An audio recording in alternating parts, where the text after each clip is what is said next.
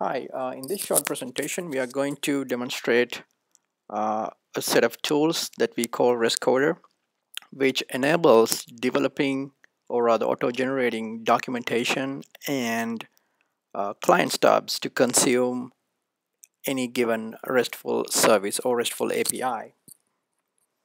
So this is what the outline of the presentation looks like. We are going to start with a short introduction to service-oriented architecture and web services. Then we are going to look at the REST ecosystem in detail. We'll look at various drawbacks of the REST ecosystem and what we can do to fix those problems and improve the REST ecosystem. And as a part of this, we'll introduce a new machine-readable API description for RESTful services. Then we'll go on to describe RESTcoder tools and their design. So these tools are based on our machine-readable API description language. Then we'll also take a look at few live demonstrations, and we'll conclude with some challenges and ongoing research work in this area. Okay, so what is service-oriented architecture? In short, it is an architectural paradigm or a way of thinking about designing large-scale distributed systems or software applications. In service-oriented architecture, a system is composed by connecting or combining multiple distributed components or modules known as services. This paradigm of software development really speeds up the development cycles, and also because the software is made by combining multiple reusable entities, it really improves the maintainability of software, and it greatly reduces the management overhead. And finally, this allows for a very language and platform neutral model of implementation, because you can use different languages or different runtimes to implement different modules. So a service is the main building block in service-oriented architecture. So we can define a service as a reusable software component which can be accessed over a network.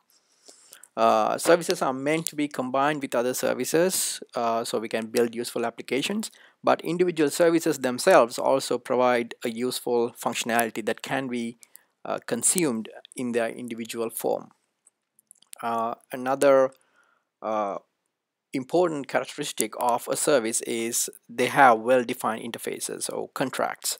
So this interface is sometimes known as the API, because that's the visible part of a service as far as the application developers are concerned. So there are two primary mechanisms for developing services, the SOAP services and the REST services. SOAP services are controlled or governed by a collection of rigorous standards from W3C and OSS. REST, on the other hand, has taken a very liberal approach. Most of the ideas for REST were first introduced in a PhD dissertation by Dr. Roy Fielding. SOAP completely thrives on the concept of standardization. Message formats, APIs, protocols, everything has been standardized and documented. REST is on the other hand very flexible, very liberal. So because it's based on a number of protocols, it's very heavyweight. You need to write a lot of code to make that work, to make sure that it adheres to all those protocols. REST, on the other hand, is very lightweight. You only need some HTTP programming support to make a RESTful service work. Also, REST is much faster compared to SOAP, and as of recently, SOAP has been decaying in its popularity due to its slowness and heavyweightness. On the other hand, REST seem to be gathering a lot of popularity. So this is a diagram we took from programmableweb.com, which shows the distribution of different types of services in year 2008 and 2010. And here we can clearly see that SOAP the popularity of SOAP, in fact, has gone down from 25% to 15%, whereas REST has increased its popularity from 60% to almost 75%.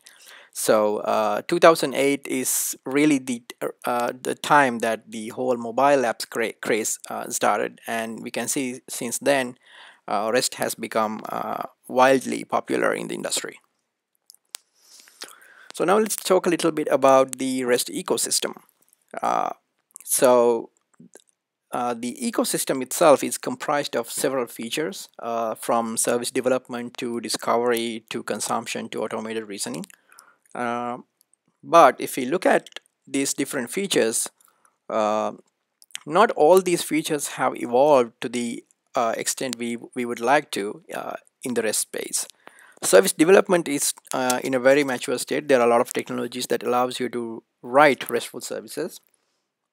Lifecycle management, SLA enforcement, and monitoring, they seem to be in an emerging state as of now, especially with the new API management wave of technologies. But other things like API documentation, discovery, consumption, all these features are still at a very primitive stage, all conducted manually by the developers. So let's see now our approach on how to address the problems that we just mentioned. So our approach includes a simply structured machine-readable API description language that we'll see later, and also a collection of tools for auto-generating and processing these API descriptions. Our tools include automated API discovery and engagement. In this presentation, we're going also to show you tools for automated API consumption, automated API documentation generation, and also we have other tools that we're not going to see in this presentation about reasoning about APIs, being able to compare between different APIs. We first create an API description language that is simply and structured and based on JSON. This language captures functional properties of the API, like resources, operation, and security constraints, also data models, and this is actually based and inspired by Thrift. And also non-functional properties like licensing information, SLA details, and ownership details. So let me now drive you through this API language. So as we said before, you can see in the beginning it is constituted from resources and operations. Each resource can have bindings that we should address that actually are the parameters of each operation. We can see for example, different operations like login, delete orders, because this JSON description describes basically a Starbucks API. So it has orders, how to delete an order, how to create an order, how to log into the Starbucks administration tool, basically, and that's all. So let's move on and describe our RESTcoder. So the RESTcoder is constituted from a set of tools that allow us to auto-generate API documentation and also clients to consume these APIs. We're gonna present to you three main components. The one is an auto-generator of HTML and JavaScript code that allow us to see the documentation and consume the API, and also a API documentation generator based on Sphinx. And also a Python client in order to consume this API through Python. The first tool, as I said before, is the HTML and JavaScript code generator. What it basically does is that give it an input API description, the JSON file that we saw before. It generates API documentation in HTML format.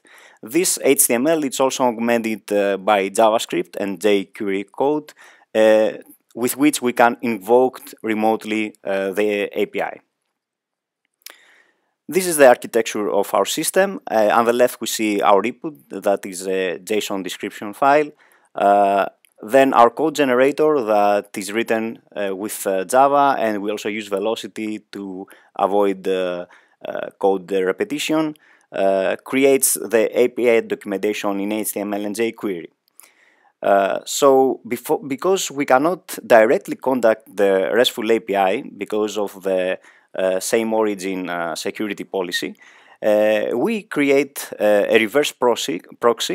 The implementation is in Node.js and the Express framework, but it could be in any other scripting language like PHP or JSP.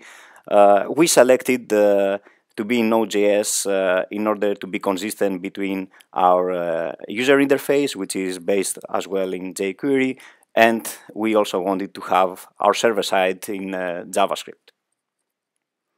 So now I'm gonna drive you through the code, and we're gonna see how this works. So all we need to do is to use as an input the JSON file. We have to go first to the Java lib folder, and there I have already created an SH script that we can use. The only thing we need to use as an input is the JSON file that you saw before. It's here, and this actually will create our code. The code now is generated and it's installed directly to the Node.js server. So all I need to do is to just start my server, and after the server starts, now it's okay, we can directly browse through to our service. So I need to use a new tab.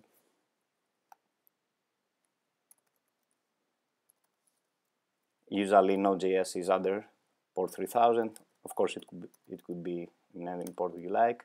Also on the background there is a Tomcat server that hosts our API. So here we see the different operations that our API supports. It is an order, login, the different resources that our API supports, an order, login, and all order resources. If we click on them, we can see the different operations. We support here different formats that you can see them in a more compact way, or you can expand them, and so on. So let's now go on and post an order. So let's say I want to order a cappuccino, and that I also want to add milk to this cappuccino. So basically, you just hit the button. We can also see here what is the expected successful code and what we should expect to receive as in case of a failure. So success, I can see the request URL of my API, the response body that includes my order ID, exactly the fields that I just submitted, and the response code, and also the headers. So let's do also another order, and then we can see how we can retrieve them. So let's say I want a Freddoccino, and okay, let's have him also include milk. So this is another order. And if I select this ID, we can go here and we can retrieve this order.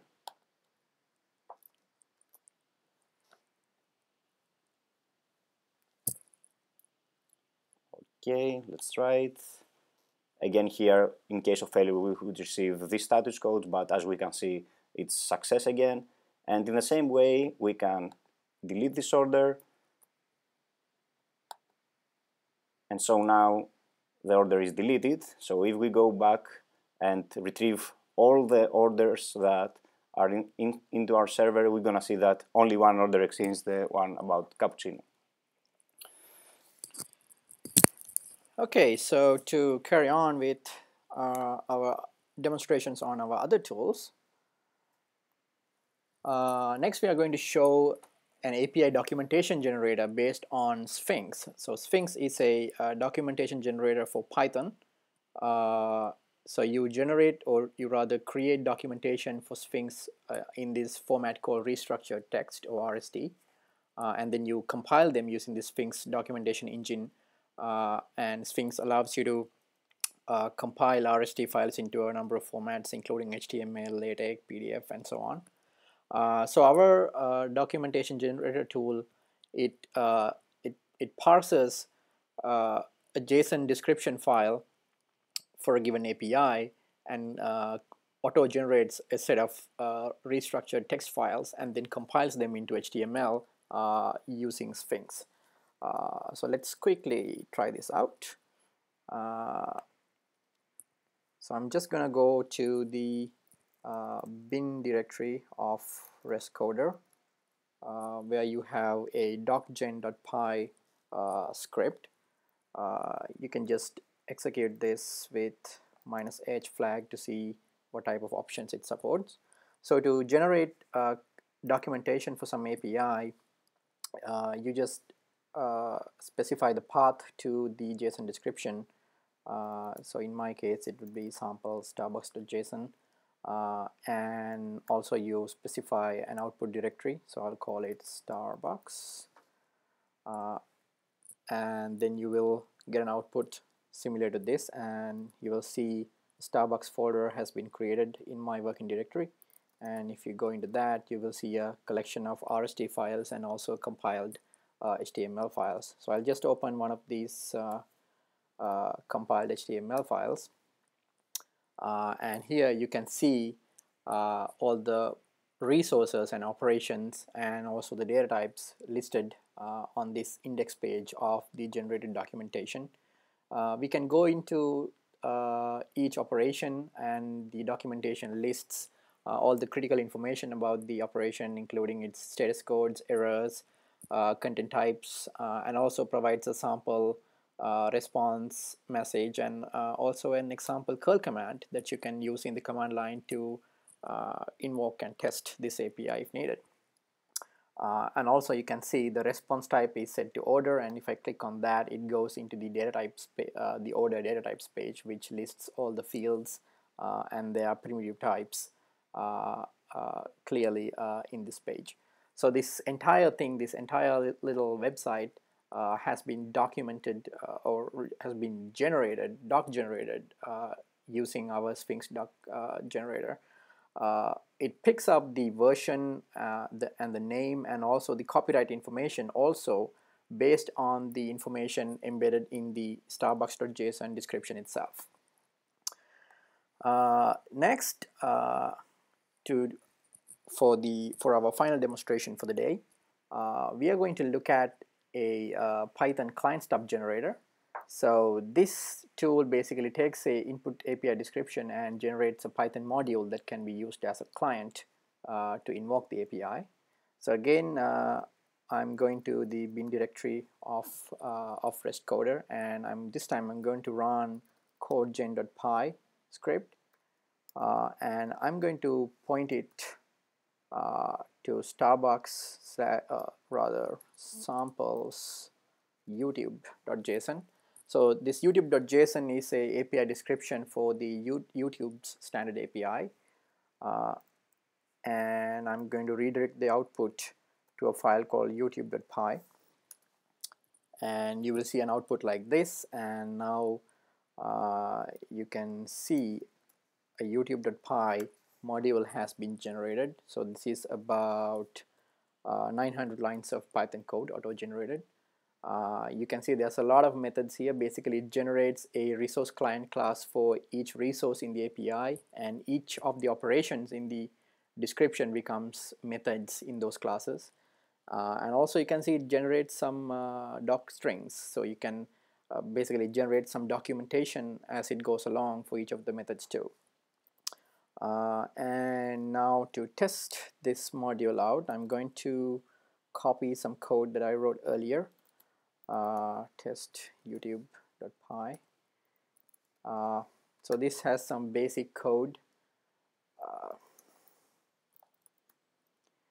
Test youtube.py. This has a simple main method, and all I have to do is simply import the YouTube module that we generated. This video search feed client is auto-generated class in the youtube.py module. So what this method does is it searches for videos that are based on Google Glass. So before we go there, I'm gonna just rerun this code generator one more time with a special flag set to -d JSON. So that basically tells to use the JSON bindings whenever calling the backend API, because the YouTube API supports multiple bindings such as Atom, XML, and so on. So now we can just run Python test youtube.py. I think I had to say from YouTube import all.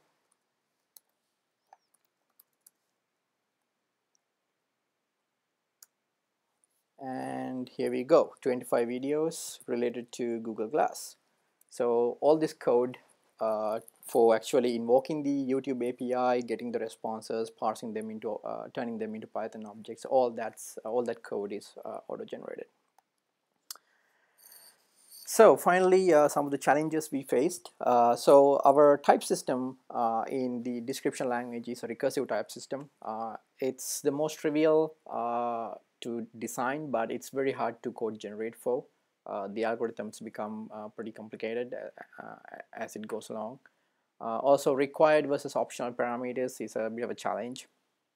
And also things like avoiding generation of boilerplate code and handling different media types and handling incomplete API descriptions could be a problem. So more complete your descriptions are, better code you can generate.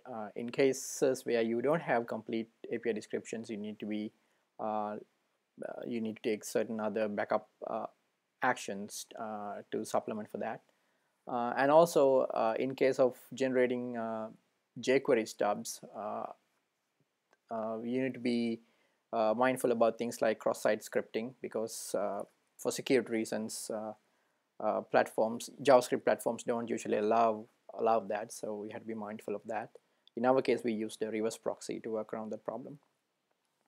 And some of the ongoing work, we'd like to be able to auto-generate code for secured APIs as well. Right now we only support unsecured public APIs. And also auto-generating test cases. That would be a very useful scenario for both service consumers and developers alike. And also generating code that validates certain given preconditions and postconditions, or rather contracts as we call them, and support for more media types, and also auto-generating entire apps and mashups. So with that, our presentation and demo has come to an end. For more information, feel free to visit these references. Thank you.